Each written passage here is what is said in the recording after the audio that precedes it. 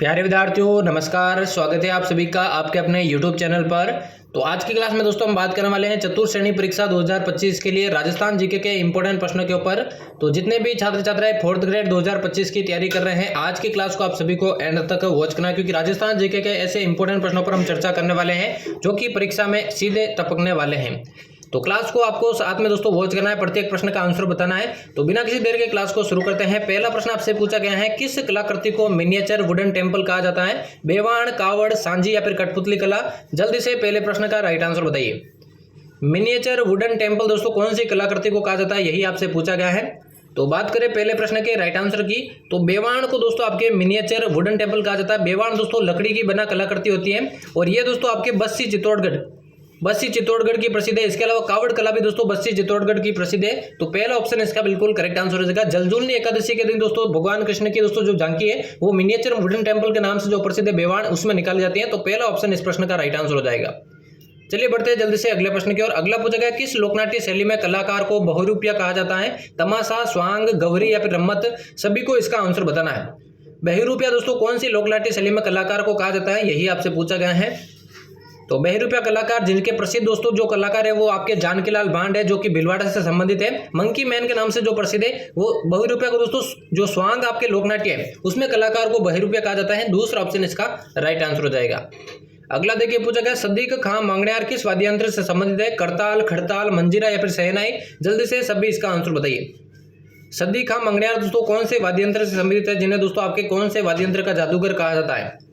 तो सभी को इसका आंसर बताना, एग्जाम में काफी बार पूछा गया है। तो बिल्कुल दोस्तों सदीक खां मंगण्यार को खड़ताल का जादूगर कहा जाता है। खड़ताल दोस्तों एक प्रकार का गन वाद्य यंत्र है। खड़ताल की बात करूं सदीक खां मंगण्यार प्रसिद्ध है। शहनाई दोस्तों सबसे ज्यादा मांगलिक जो आपके वाद्य यंत्र है वो शहनाई है। और चांद खां और बिस्मिल्लाह खां ये दोस्तों इसके प्रसिद्ध वाद्य जो है वादक है। तो दूसरा ऑप्शन इस प्रश्न का यहाँ पर राइट आंसर हो जाएगा। अगला देखें, अगला पूछा गया 2011 की जनगणना के अनुसार किस जिले का ग्रामीण क्षेत्र का लिंगानुपात सर्वाधिक है? पाली, राजसमंद, डूंगरपुर या फिर जोधपुर? जल्दी से सभी इसका आंसर बताइए। ग्रामीण क्षेत्र का लिंगानुपात सबसे ज्यादा किस जिले का है, यही आपको बताना है। तो वैसे तो दोस्तों सबसे ज्यादा जो लिंगानुपात है वो डूंगरपुर का है 994 और सबसे कम दोस्तों धौलपुर का है 846। राजस्थान के किसी भी जिले का दोस्तों जो लिंगानुपात है 1000 से ज्यादा नहीं है। लेकिन अगर ग्रामीण क्षेत्र का लिंगानुपात पूछे तो उसमें देखिए पाली जिले का सर्वाधिक है 1003। ये एकमात्र ऐसा जिला है जिसका ग्रामीण लिंगानुपात दोस्तों 1000 से ऊपर है। बाकी किसी भी जिले का 1000 से ऊपर नहीं है। तो पाली इसका बिल्कुल करेक्ट आंसर हो जाएगा। चलिए बढ़ते हैं जल्दी से अगले प्रश्न की ओर। अगला पूछा गया, निम्न में से कौन सी पहाड़ियां मेवाड़ मारवाड़ को अलग करती हैं? रामगढ़ की पहाड़ियां, मेरवाड़ा की पहाड़ियां, मगरा की पहाड़ियां या फिर भाकर पहाड़ियां? ये प्रश्न हाल ही में एक एग्जाम में पूछा गया था, इंपोर्टेंट है, आगे भी पूछा जा सकता है। मेवाड़ और मारवाड़ को दोस्तों अलग करने वाली पहाड़ियां कौन सी हैं, यही आप सभी से पूछा गया है।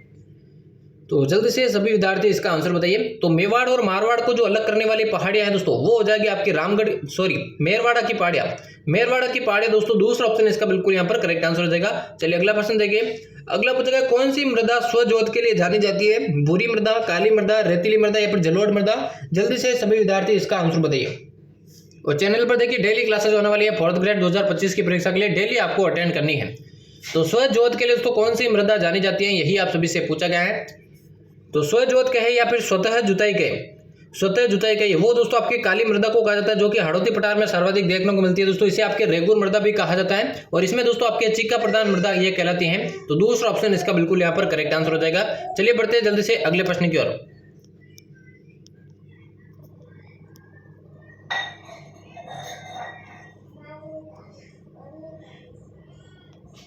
अगला देखिए, अगला पूछा गया, डोली और साथी आकेट निषेध क्षेत्र कहां पर स्थित है? झुंझुनू, सीकर, जोधपुर या फिर अलवर? जल्दी से सभी इसका आंसर बताइए। डोली और साथी जो आकेट निषेध क्षेत्र है दोस्तों कहां पर स्थित है? साथी की जगह दोस्तों सातिन कर लेना, ठीक है ना, सातिन। डोली और जो सातिन आकेट निषेध क्षेत्र है राजस्थान में। देखिए बात करें आकेट निषेध क्षेत्र जहां पर शिकार पूर्ण रूप से प्रतिबंध है। राजस्थान में शिकार पर प्रतिबंध लगाने वाली जो प्रथम रियासत थी दोस्तों वो आपके टोंक रियासत थी। 1901 में इसने दोस्तों आपके जो है शिकार पर प्रतिबंध लगाया था।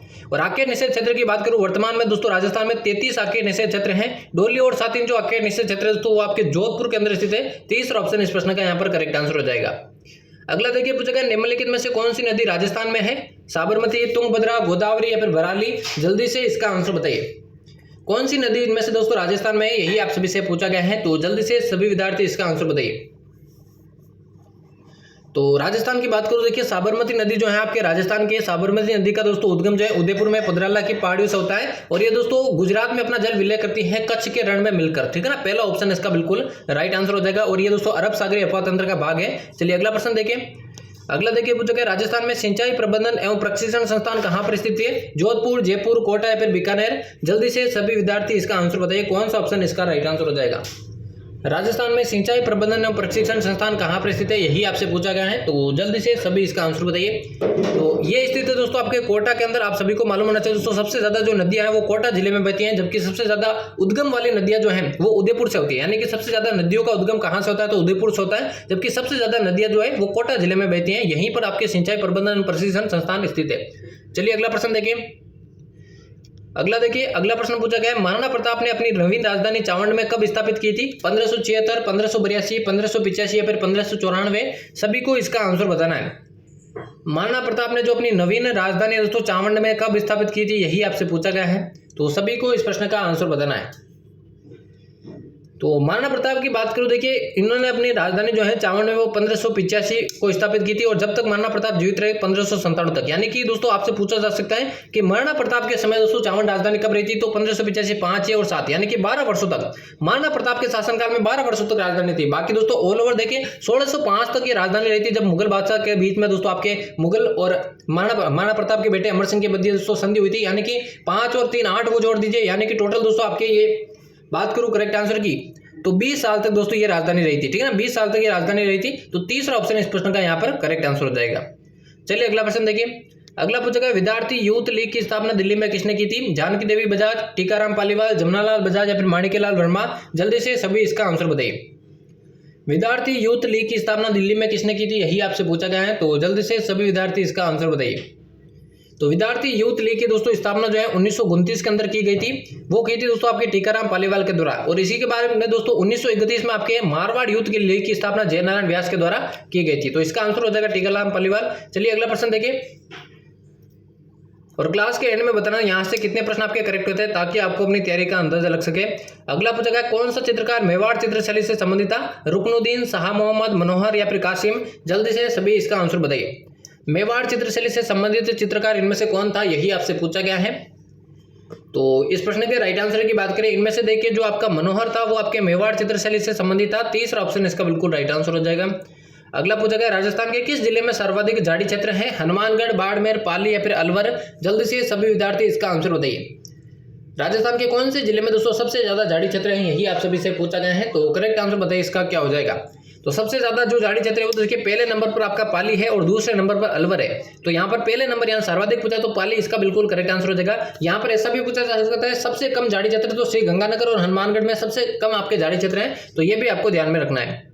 अगला देखिए पूछा गया, निम्न में से किस झील को पानी का शुद्ध दर्पण कहा जाता है? कायलाना झील, मानसागर झील, गजनेर झील या फिर बीसलसर झील? करेक्ट आंसर बताइए इसका क्या हो जाएगा।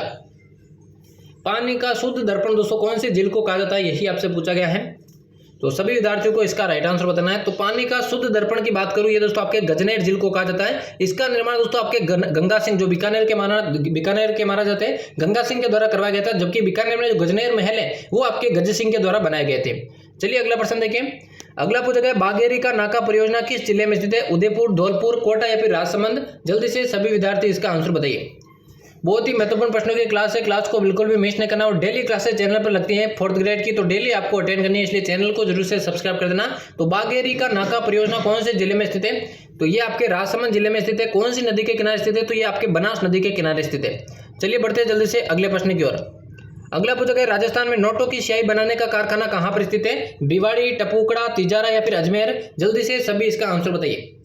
नोटों की स्याही बनाने का जो कारखाना है राजस्थान में वो कहाँ पर स्थित है, यही आपसे पूछा गया है, तो सभी विद्यार्थी कमेंट में इसका आंसर बताइए। तो राजस्थान में नोटों की स्याही बनाने का जो कारखाना है वो भिवाड़ी के अंदर स्थित है। दूसरा ऑप्शन इसका बिल्कुल करेक्ट आंसर हो जाएगा। अगला देखिए, अगला पूछा गया, थार मरुस्थल के संदर्भ में पेरा बोली क्या है? बालू का स्तूप, खड़ीन, झील या फिर टांका? सभी को कमेंट में इसका आंसर बताना है। जो पेरा बोली के दोस्तों वो इनमें से क्या है, यही आप सभी से पूछा गया है। तो पेरा बोली के बारे में मैं बात करूं तो ये बालू का स्तूप का एक प्रकार है। पहला ही ऑप्शन इसका राइट आंसर हो जाएगा। अगला देखिए पूछा गया, बामणी किस नदी की सहायक नदी है? कालीसिंध, चंबल, बनास या फिर पार्वती? जल्दी से सभी विद्यार्थी इसका आंसर बताइए। जो बामणी दोस्तों कौन सी नदी की सहायक नदी मानी जाती है, यही आप सभी से पूछा गया है। तो जल्दी से सभी विद्यार्थी इसका आंसर बताइए। तो बामणी के बारे में मैं बात करूँ तो ये आपके दोस्तों चंबल नदी की सहायक नदी मानी जाती है। तो बामणी और चंबल नदी के संगम पर दोस्तों एक प्रसिद्ध दुर्ग स्थित है जो कि भैंसरोडगढ़ के नाम से प्रसिद्ध है। भैंसरोडगढ़ का जो दुर्ग है दोस्तों वो चंबल और बामणी नदी के संगम पर स्थित है। ये बातें आपको ध्यान में रखनी है। तो दूसरा ऑप्शन इसका राइट आंसर हो जाएगा। अगला पूछा गया राजस्थान मंत्रिपरिषद में अधिक से अधिक कितने सदस्य हो सकते हैं? 20, 25, 30 या फिर 35? जल्दी से सभी इसका आंसर बताइए। राजस्थान मंत्रिपरिषद की बात हो रही है दोस्तों, अधिक से अधिक कितने सदस्य हो सकते हैं? देखिए कम से कम अगर आपसे पूछे तो कम से कम दोस्तों 11+1 यानी 11 मंत्री और 1 मुख्यमंत्री, टोटल 12 सदस्य कम से कम हो सकते हैं। जबकि अधिक से अधिक पूछे तो 29 मंत्री और 1 मुख्यमंत्री यानी टोटल 30 आपके दोस्तों इसमें जो सदस्य हो सकते हैं मुख्यमंत्री सहित। तो यहाँ पर तीसरा ऑप्शन इस प्रश्न का यहाँ पर करेक्ट आंसर हो जाएगा।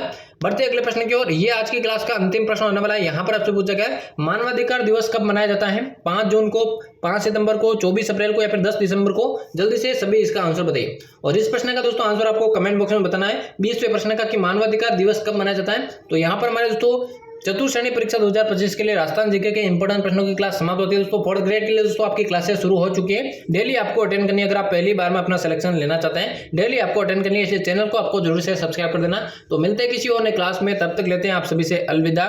धन्यवाद।